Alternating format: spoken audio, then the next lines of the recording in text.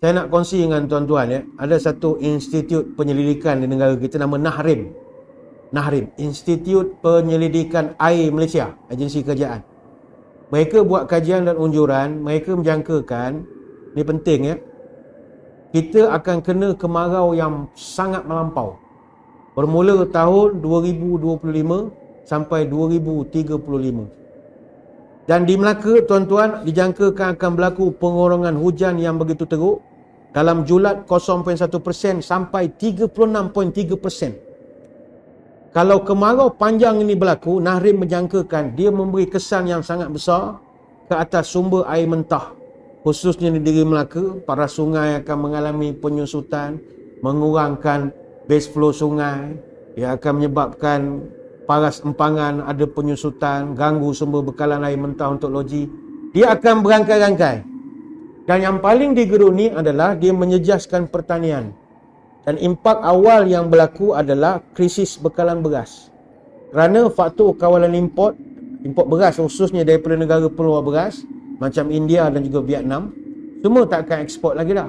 Sebab nak bekalan untuk rakyat dia pun tak cukup. Jadi disebabkan itu, kita akan menghadapi risiko krisis keterjaminan makanan asas seperti beras. Yang mana kita ni semuanya makan nasi semua kita ni. Dan kita sangat bergantung kepada beras sedia ada yang disediakan oleh pihak luar. Jadi saya ingat kita kena ada satu jihad untuk kita sementara nak nunggu 2025 ini, iaitu kena buat persediaan lah. Tuan-tuan bolehlah cari benih padi sehari dua ni sebelum mahal. Tahun depan saya ingat mahal. Benih padi ingat senang nak cari, payah nak cari. Malaysia nak cari tak jumpa lah. Pergi pasar tani kalau jumpa. Tak ada. Ada juga seed Kedah, jauh baru jumpa. Itu pun sekilo entah berapa kita pun tak tahu. Surau masjid, ada kawasan lapang daripada kosong, tanam padi lah saya ingat. Tanam padi.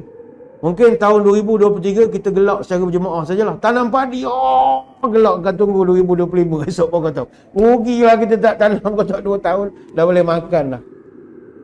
Yang buat unjuran ni bukan orang tepi jalan. Nahrim, Institut Penyelidikan Air Malaysia. Kenapa kemarau teruk berlaku? Dia kalau tanya kepada Met Malaysia ataupun tanya kepada Nahrim, setiap 2 sampai 7 tahun, paras air laut yang panas, dia akan gantikan arus laut yang kebiasaannya sejuk. Yang berlaku di luar pantai barat Peru. Benda ni jauh. Peru di Amerika Selatan. Fenomena lautan yang panas ni disebut El Nino. Tapi bagi kita orang Islam, benda ni nak kiamat lah. Sebab antara petanda jelas kedatangan Dajjal adalah kemarau.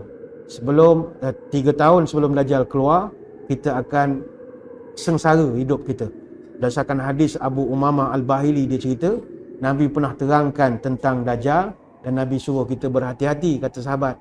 Wa inna qabla khurujid Dajjal salasu sanawatin syidad yusibun nasa fiha jau'un syadid. 3 tahun sebelum Dajjal keluar, manusia mengalami krisis kebuluran yang begitu teruk sekali. Kelaparan, bekalan tak ada, barang mahal. Ini bukan faktor apa, dia bukan faktor kerana orang ni jadi pemimpin ke apa, tak. Dia akan jadi siapa-siapa saja. Dia akan jadi kesusahan merata sekali. Ya'murullah sama'a fi sanatil ula an tahbisa sulusa matriha. Ketika itu, pada tahun pertama, langit akan mengurangkan hujannya 1/3. Sulusu matriha wa ya'murul ardu an tahbisa sulusu nabatiha. Dan selepas daripada itu, bumi pula mengurangkan hasilnya sebanyak 1/3. Hadis ni panjang. Nabi dah ceritakan benda-benda tu akan kita hadapi. Dan kita pun tak sangka kita dapat menengok pula benda tu kalau panjang umur lah sampai 2025.